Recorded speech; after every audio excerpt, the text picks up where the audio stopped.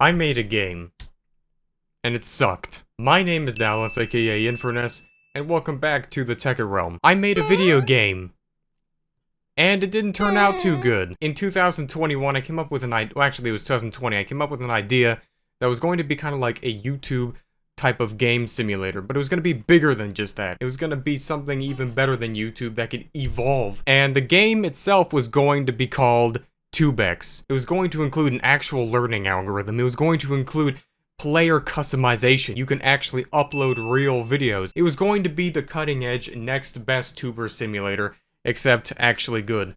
But unfortunately, something didn't exactly go right. So, fast forward 1 year later, I started working on the game called TubeX. Since I had a passion for YouTube itself, I wanted to make it into a simulated type of game, because I personally had some experience making games, and I wanted to combine the two things together. And that's where this idea sort of came from. So I started to work on it. I wrote the entire documentation. It was 11 pages long of what this game was supposed to be, all of the little details of how it's supposed to work, and exactly the purpose for why it should exist. In 2021, towards the end of the year, I started working on this game, building the rough draft, but that is where I ran into the first problem, realizing that I can't make a game. So I had to hire a company to help produce this game. This is where things started really hitting the fan. Look, don't ever pay companies to make things for you. Don't ever pay companies at all. Don't do anything with companies. They all suck. And out of all of them, I chose one that seemed like it was just the best option. It wasn't too expensive, but it also had a large, expansive history of making really good games. And the original estimate was that it was going to cost $90,000. $90,000 was really doable to me, because with that package, all of these features were going to be put into this YouTube simulator, and it was going to be better than all of them combined. It was going to be as engaging as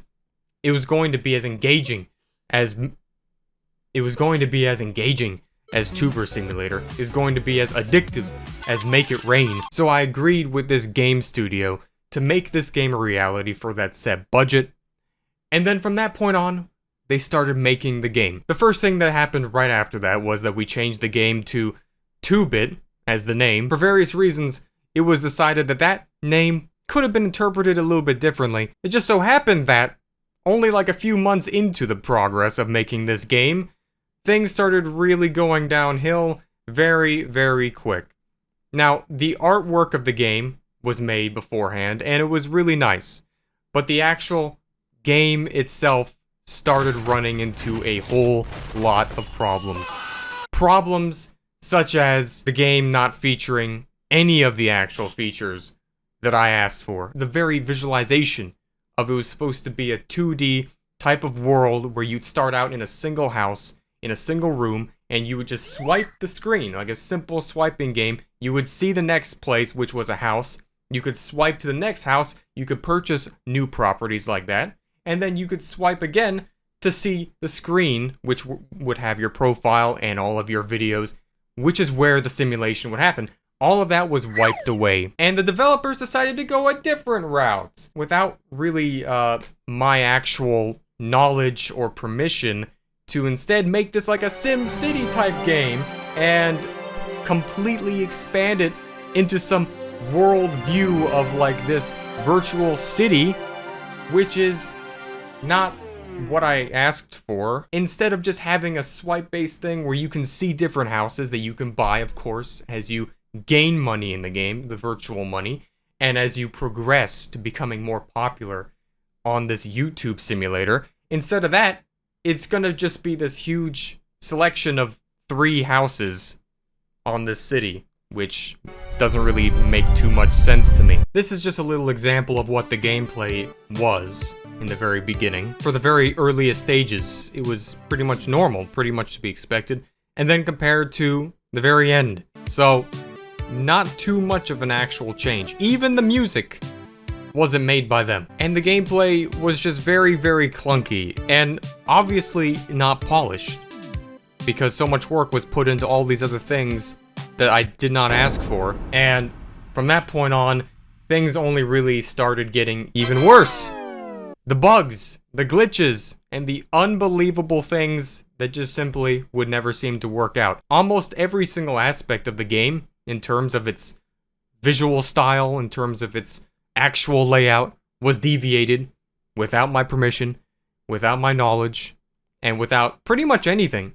All the while, having the money just conveniently slide straight out of my bank account every single month in the amount of tens of thousands of dollars, which was really fun. Maybe next time I'll make a bank account simulator in which not real money will be involved, and maybe that'd be a little bit less devastating. The studio making this game was based in a foreign country, and the main problem was that every single developer was located in a whole different part of the world where they're trying to communicate with different languages in like separated by 9 different time zones. Every single time I tried to even tell the main developer that they did something wrong, they literally just didn't understand me. And overall, when all things were said and done, the game was in development, was being made for 6 straight months longer than what it was actually supposed to, and the game was still broken. It wouldn't even work.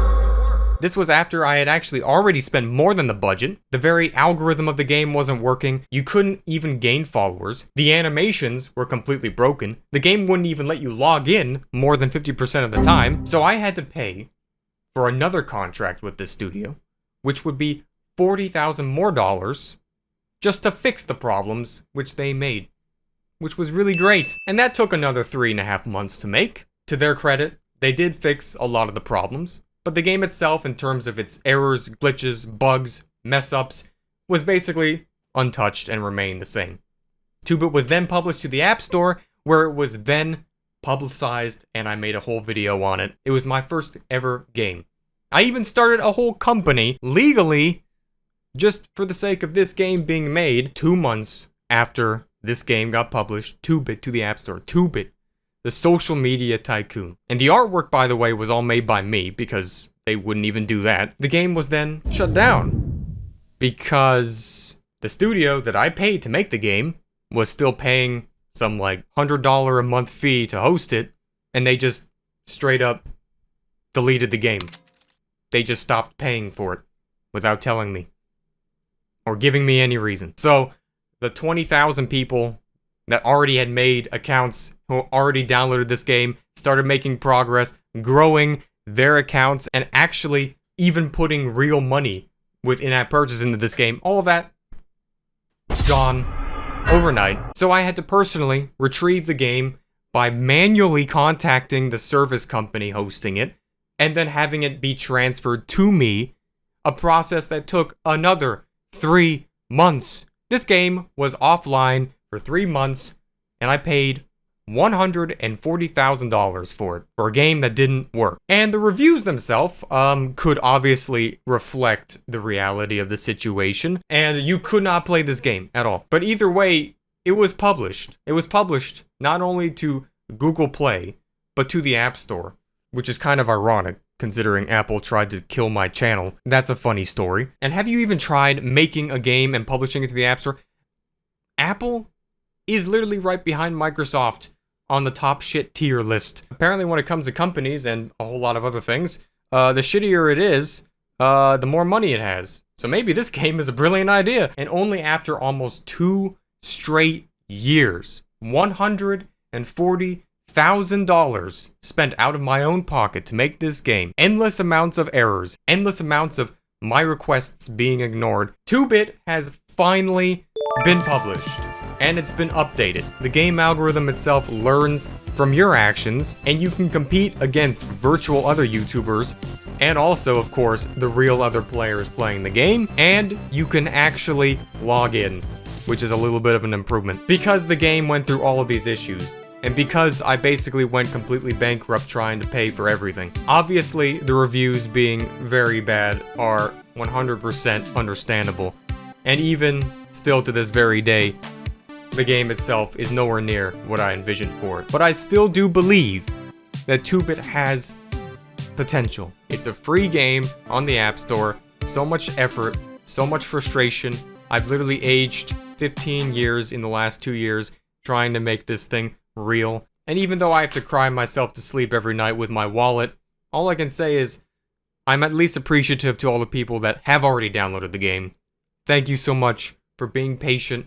It's finally back up. And now that I have no money left, all I can do is just offer it to you and say, please download it.